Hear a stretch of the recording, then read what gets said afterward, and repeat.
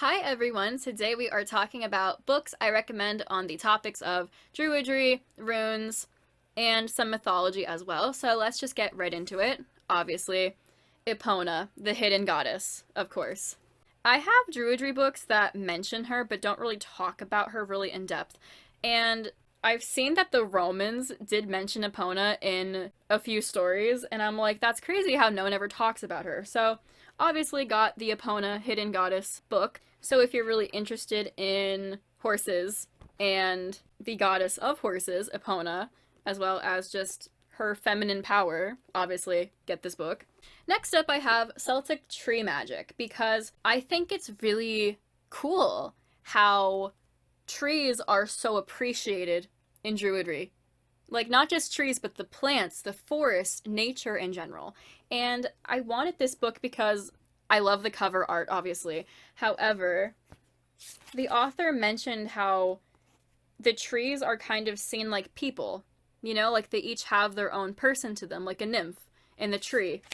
And I thought that was so interesting.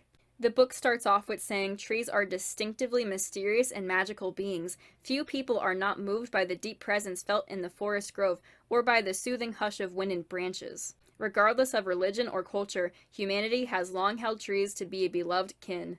And the author mentions how there was an old apple tree in their grandparents' garden, and sometimes he would see Apple Man sitting in the branches, his skin green and smooth. I knew him to be the tree itself.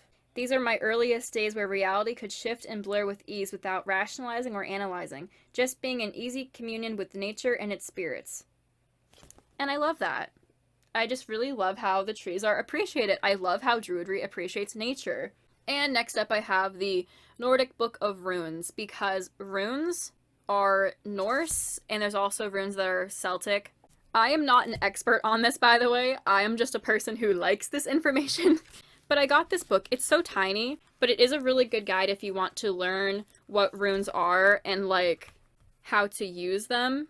I think runes and using rune magic is kind of like tarot or tarot cards. The front of the book says, learn to use this ancient code for insight, direction. You get the vibe. Gain insight into past, present, and future with the ancient art of rune reading.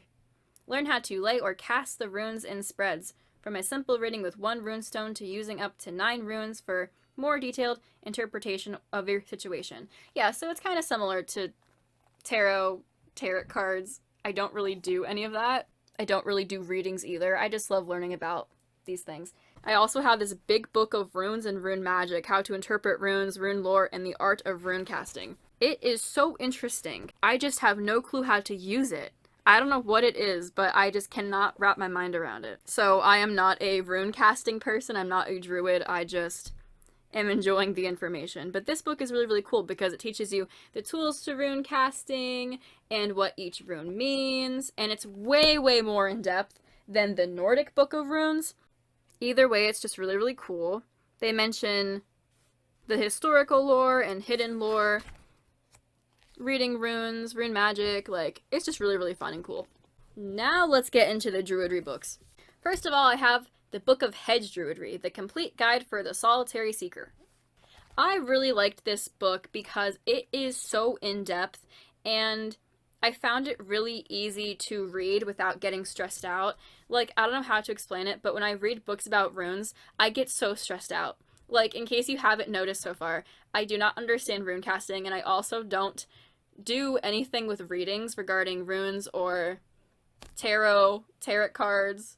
I've heard people pronounce them both ways, but for some reason, to me, I just can't get a grip on it. It's just so complicated for me to learn, I guess.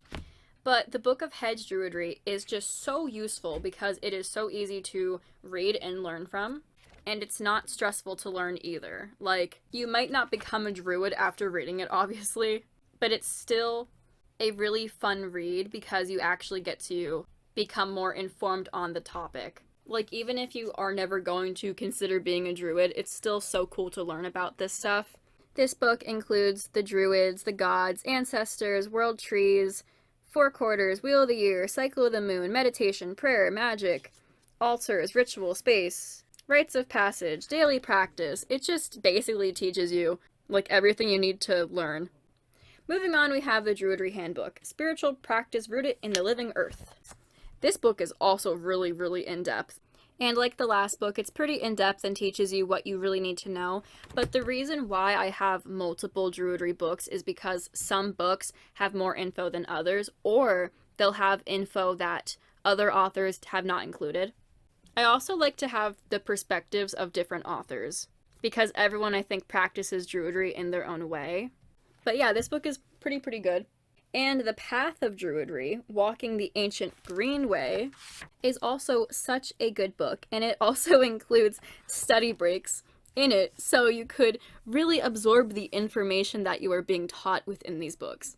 This book teaches a lot about druids, but also like mythology, belief systems, things they practice, and just more info on things you would probably consider wanting to know if you're interested in Druidry.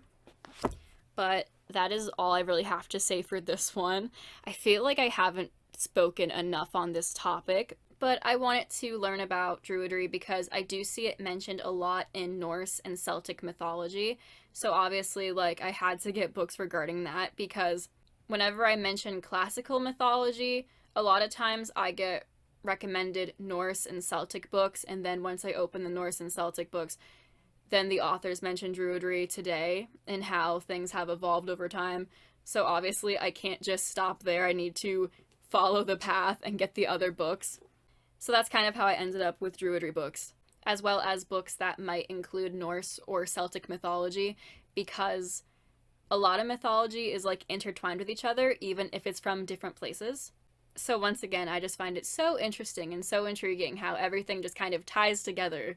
I also really wanted to get Druidry books because one of the games I play heavily based their lore within Norse and Celtic mythology as well as Druidry. So obviously I wanted to learn more about that. Because in case you haven't noticed, a lot of authors become inspired based off of the myths they read, or the religions that they practice, or other things as well.